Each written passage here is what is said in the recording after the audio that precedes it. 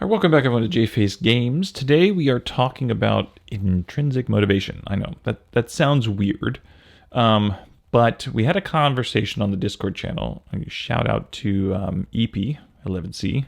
I forget your real name, but EP11C is super active on the channel, so shout out to him. And he brought up a conversation. We were having a conversation about combat mechanics, 5e versus PF2 on the channel. And it made me think about intrinsic motivation. Why do I care about intrinsic motivation? Well, as a personal note, I am a mentor for physical therapy, so I teach postdoctorate physical therapists. And so one of the things you got to do is you got to make sure they're intrinsically motivated to learn, right? And so there's this concept of intrinsic motivation. I'm terrible at spelling.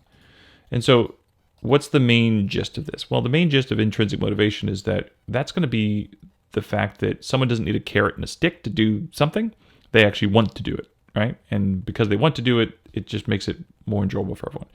I think that most of the time when we're doing RPG as GMs and DMs is that we're trying to figure out what the carrot is to get the player to do something. And depending on the type of game you're playing, great. Like you can have a treasure reward system and an XP reward system that's fantastic and fun, and that's the driver for the players. But sometimes we then get, depending on the table or depending on what the DM wants, maybe they want a different style of game and they wish the players were really into it and eating everything up, and sometimes players just don't. And so intrinsic motivation is technically the desire that person wants to. And so this made me think about there's three aspects that make up intrinsic motivation, at least in learning. Master adaptive learner, that's a concept from a book. How do you become a master adaptive learner? You need intrinsic motivation. And so what are the three things you need? You need autonomy, you need competence, and you need belonging, right? These are in essence the three things that you're going to need. So this made me think about game design, rule design. Like what is it to be competent? Competence in rule design. Well, to me, it probably means understanding the rules easily, fluently, and how to bend them, right? Because I think that this is going to allow the player to really flex and feel comfortable. Now, some people are innately good at this because they're just going to be really into the role playing and they don't even care what the rules are. They're just going to wait for the DM to tell them how to do what they do. Other people, they really want to understand the rules so that they know the boundaries. If you think about creativity, one of the things that people always say about being creative is that you need restrictions, right? Or like bumpers. Like once you put bumpers on something, now you can be creative. If you tell me to build an RPG from scratch, but you give me no guidelines whatsoever, now it's difficult. And if you say, I want you to build an RPG system and you're only using D8s, all of a sudden you can become more creative because there's a little bit of a restriction that makes you flex within it, right? So some people need that little bit of restriction, which is the rules. Like once I understand the rules, I then can maybe bend them. So this makes you think about complexity of rules, right? Depending on the type of players you have, if you want them to be competent, there might be a concept of, do they understand, are the rules too restrictive or are they too difficult to understand every variable? So fluency of the rules might be making them easy. That was the main one that I wanted to talk about, was that idea of fluency. Now, autonomy and belonging would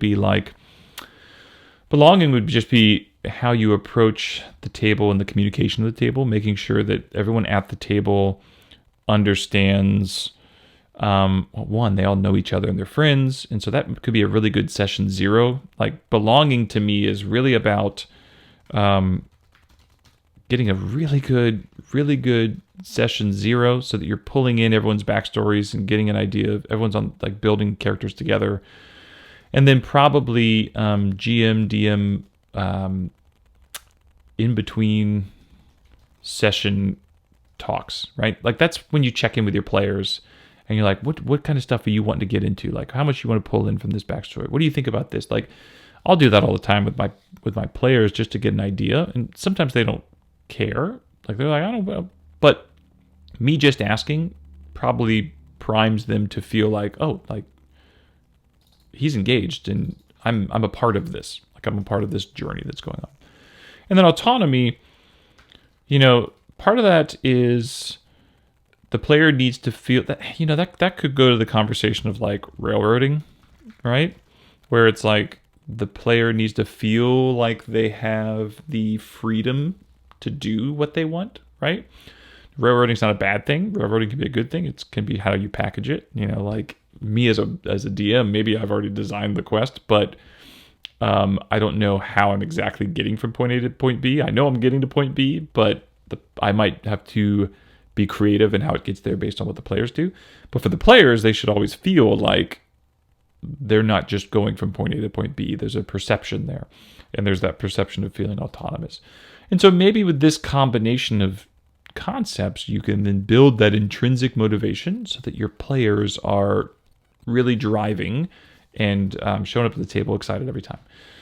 So anyways, that was something that came up in our conversations on the Discord channel. I just wanted to throw it out here because I thought it was interesting, and it kind of melds with my, my actual career life. And I actually think about this kind of stuff all the time in terms of science of learning and how the brain learns information. And I'm trying to blend that a little bit more into RPG design, but it's coming. So anyways, hit the like button, hit subscribe, hit the bell. I think that's another button you have to hit. Whatever. If you like it, join the Discord. We're having a lot of fun. So anyways, that's today's video.